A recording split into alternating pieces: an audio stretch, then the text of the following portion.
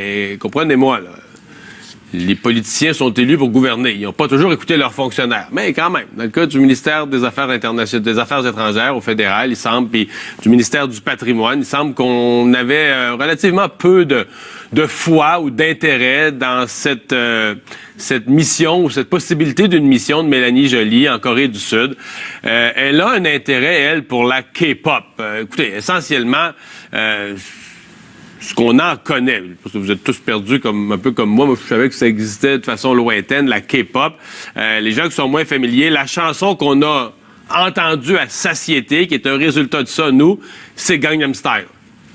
À répétition, ça doit faire combien d'été, 2-3 ans, c'est la chanson de l'été.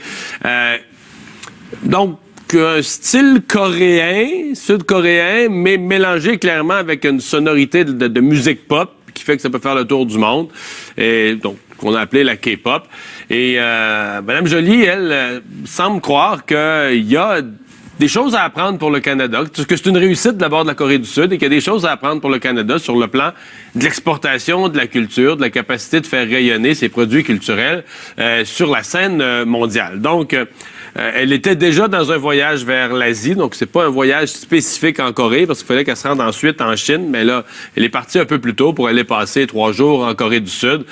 Des journées pas super remplies, on semble parler de 4 rencontres au total, mais donc des rencontres qui sont vraiment en lien avec cette industrie. Pour voir ce qu'en pense l'opposition, Alain Reyes, député conservateur de Richmond-Ortabesca, est avec nous. Bonjour. Bonjour. Vous la voyez utile, cette mission-là, vous autres? Regardez, un agenda qui tient sur un post-it pendant 3 jours et demi, ça veut tout dire.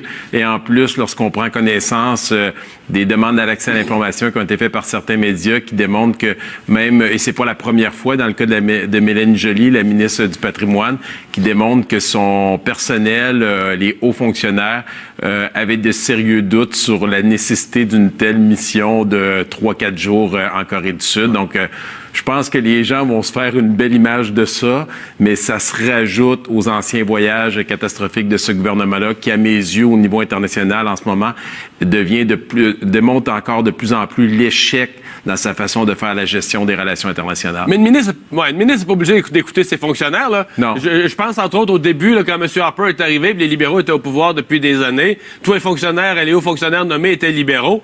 Le nouveau gouvernement de M. Harper, à l'époque, était obligé de faire quasiment à l'envers des fonctionnaires tout le temps, là, par la force des choses. Oui, mais ce qui est drôle dans ce cas-ci, là, c'est que dans le cas de Mélanie Joly, là, c'est des dossiers, je pense que les gens peuvent se faire leur propre opinion là-dessus.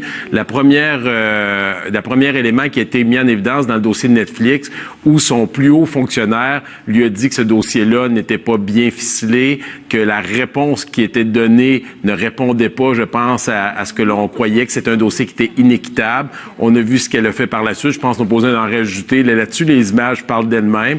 On regarde ce dossier-là. Si elle veut voir des vidéos de la musique pop de Corée du Sud, ils sont des millions de personnes à l'avoir écouté sur YouTube. Je peux lui envoyer le lien. Ça va me faire plaisir de traverser la chambre pour aller lui donner. Ça reste que c'est de l'argent des contribuables. Elle part là avec 2 hauts fonctionnaires, avec 2 staffeurs avec elle. Elle fait un détour. Elle se garde même pas de petits gênes dans ce qu'elle envoie sur les réseaux sociaux. Puis là, on regarde les rencontres qu'elle a. Puis comme je le dis, ça tient sur un post-it. Donc, est-ce qu'elle va vraiment changer la culture au Canada? Est-ce que c'est vraiment ça, la priorité de ce gouvernement-là au fédéral, quand on regarde le petit agenda législatif qu'on a présentement? Je suis convaincu que les libéraux vont dire, on sait bien, les conservateurs, eux autres, la culture, ça les a jamais intéressés. Ouais. Quand ils étaient au pouvoir, sous M. Harper, c'était la priorité Z de la culture, là. Ben moi, je pense qu'il y a bien des gens dans le secteur culturel qui aimeraient bien avoir une partie de l'argent de ce voyage-là, parce que j'ai pas de preuves, là, mais on a fait des demandes d'accès à l'information sur le coût de ce voyage-là. On le fait dans chacun des cas.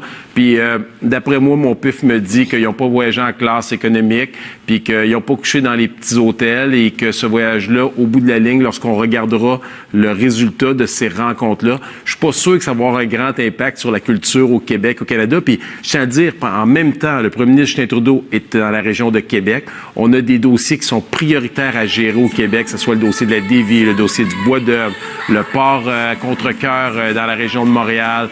Donc, il y a plein de choses qui sont des priorités au niveau économique pour les emplois. Puis c'est ça qu'on a dans l'actualité aujourd'hui de la part de notre ministre du Patrimoine. honnêtement, ça me laisse un petit goût amer dans la bouche. Vous avez référé dans une réponse précédente à, de façon générale, la politique internationale du gouvernement. Il y a un ancien du gouvernement libéral, Jocelyn Coulon, qui est un proche de Stéphane Dion, qui vient de sortir un livre qui est assez sévère envers la politique internationale de M. Trudeau. Avez-vous l'impression que ça devient un enjeu politique plus grave? Bon, un selfie avec Justin Trudeau. De façon générale, on dit que les questions internationales sont pas si importantes dans la politique, mais avez-vous l'impression que tout à coup, ça prend une place grandissante? Sincèrement, l'image que j'ai, c'est que j'ai sincèrement l'impression que c'est important, mais pour l'image de Justin Trudeau, parce que ça n'a aucun bon sens si on se fie à ce qui est sorti, les premières lignes de ce livre-là, qui va sortir qu'en 14 mois, le ministre des Affaires étrangères, Stéphane Dion, qui n'est pas un ministre d'arrière-banquette, là, c'est quand même quelqu'un qui a de l'expérience, qui a été chef du Parti libéral, un intellectuel, moi que j'ai eu la chance de rencontrer à plusieurs reprises. Bon, on se bataillait un peu politiquement de façon partisane, mais on avait un très grand respect mutuel. Il n'a jamais eu, à part pendant un voyage dans l'avion, un échange avec son premier ministre sur les enjeux des affaires internationales.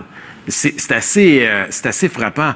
Macron, de son côté, ce qui ressort, c'est à tous les mardis matins, il déjeune avec son ministre des Affaires étrangères et des Affaires internationales. Donc, ce qui est un peu entre normal. les deux, ça n'a comme pas de bon sens. Pour faire le tour des enjeux du monde, là. Bien, ça n'a aucun bon sens quand on regarde. On est le gouvernement fédéral. Je ne veux rien enlever aux autres paliers de gouvernement, mais toutes les décisions qu'on prend au gouvernement canadien ont des impacts avec nos alliés, que ce soit au niveau des enjeux des terroristes, des enjeux économiques, des enjeux agricoles. On peut toutes les toucher, des enjeux de la culture. Tous ces enjeux-là, à chaque fois qu'on prend une décision, il faut se poser la question, quel impact ça a au niveau international avec nos alliés, avec les gens qui ne sont pas nos alliés? Et dans ce cas-ci, on se rend compte que le ministre le plus influent, qui s'occupe des affaires internationales, des affaires étrangères, ne parlait même pas avec son premier ministre une fois par mois, une fois aux 2 mois, 3 mois, niet, 0 en 14 mois. C'est assez frappant. Puis c'est le premier ministre qui le nomme en plus. Donc, on se demande, il est où le jugement dans ce dossier-là? Alain Reyes, merci de nous avoir parlé. Mais là, il faut, avant de... Je vous laisse aller, mais je parle à mon équipe là, avant d'aller à la pause. Parce que juste pour les gens qui l'ont... faut qu'on réécoute Gangnam Style. Faut qu'on s'en aille à la pause. On réécoute au moins Gangnam Style. Pour les gens qui savent pas exactement c'est quoi la K-pop, là, au moins vous allez... Il y a une chanson que vous avez entendue, à moins que vous avez jamais eu une radio dans votre auto ou dans votre maison. Celle-là, vous l'avez au moins entendue. Bon, on écoute ça un petit peu, là. Gangnam Style. Gangnam Style. Gangnam Style.